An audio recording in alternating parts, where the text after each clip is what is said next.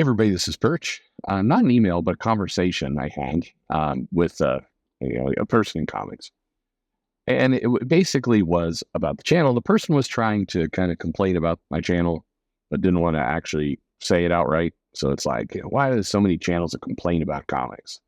Like even yours, there's more complaints now. It's kind of turned into like, I'm not even sure what the point is anymore. It's just complaining, and I'm talking to her for a while, and the topic keeps coming up. Like, why are there, this online thing is so negative. It's just really hard to work in that environment when stuff's so negative. And I said, yeah, I said there's some. I said I think there's different kinds of channels. I'll say this not to defend my channel. I'll just say it just in general. Is that there's channels that are clearly, for lack of a better word, rage bait channels. These are channels that are angry. The purpose is to be angry. The purpose is, more or less in today's environment, it's who's gone woke now? That's kind of the question that's posed in every video. And it causes for illogical stuff like that whole, Storm has a mohawk. They're making her look like a man. Forgetting that was a major look for her for many years back in the 80s. That's the kind of stuff that I think are the trash channels, that are the ones that they're not adding any value, and rather they're making stuff up. I think that's the big difference between a channel that, may be negative or maybe positive, whatever it happens to be. Is it making stuff up?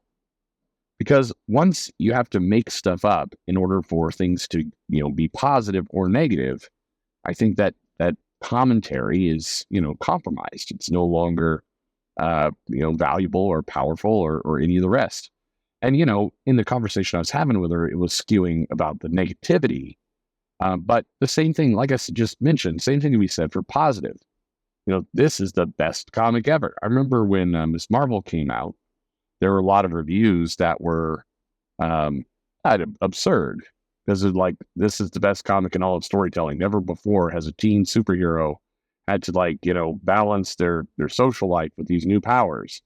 And it's like, okay, first of all, if you find yourself writing a review or doing a commentary or doing anything, and in it, you find yourself saying the words, never before has this ever happened, I think you could assume right away that you're wrong. You're just set yourself up for, nope, that's definitely not going to be the case. But anyway, I think that's one type of channel. And then I think there's the other type of channel, which may be negative a lot, but the negativity is based on at least facts or, at least honest commentary.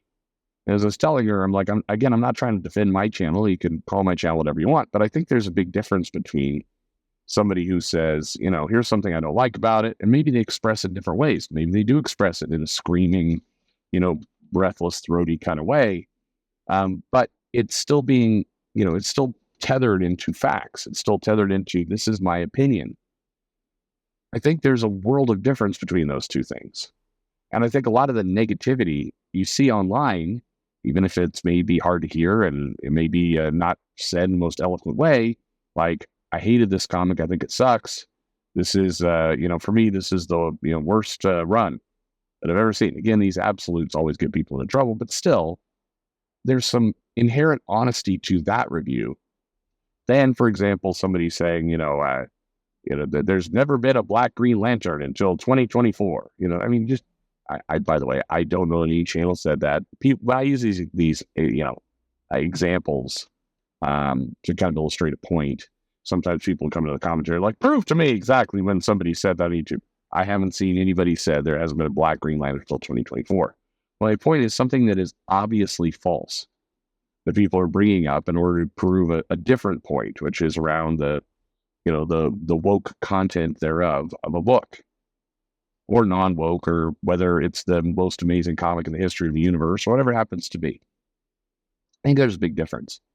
And as I told her, I said, I think if you can kind of fix that in your mind of what you're dealing with. Are you dealing with a passionate fan, a passionate customer?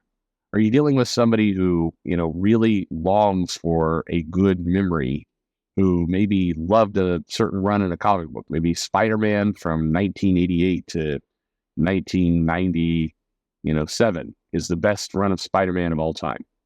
Maybe that's peak comics.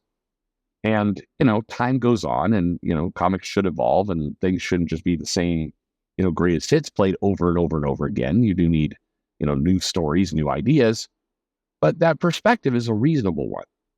And as a creator, you might not like it. You might say, I'm working my heart out here or not.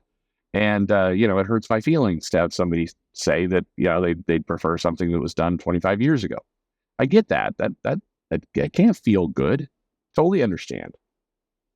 But there's still truth to that statement. The person's telling you what they feel and what they want. And again, they may be angry about it, but they're not bad actors. They're not out there, deliberately trying to just stir up controversy for, what, $6 on YouTube? They're not trying to just get hits on Twitter. They're not trying to just gain followers because they look around and they see other people who have a lot of followers and they seem to be angry all the time. They seem to talk about, the woke agenda, and they're like, well, this is an easy way to get attention. Go for it. I think those are two very different groups. And for the comic professionals out there, or retailers or others that are struggling with this, if you could look at it that way, if you could look at it as a, hey, there's some people who are true fans here, but they don't like what's being produced. And then there are people who are manipulators. What you find is of the commentary and the people and this is what I told her, I said, my guess is that you've got a far greater number of true fans than manipulators. And so that's, and by the way, that's great news.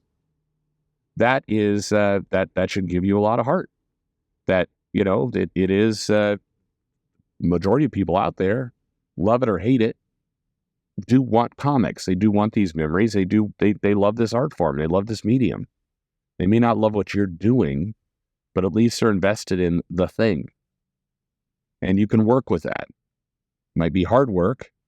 It definitely won't be easy. But, it's possible.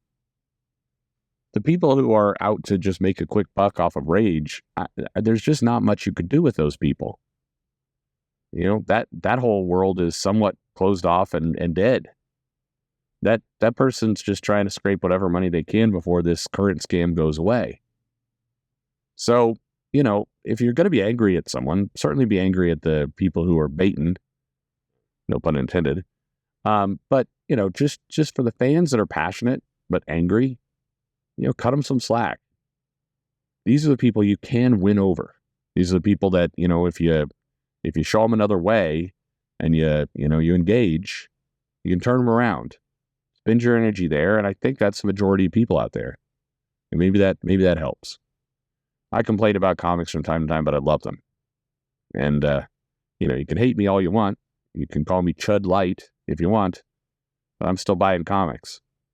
A lot of the people who complain about me openly brag about pirating for what it's worth.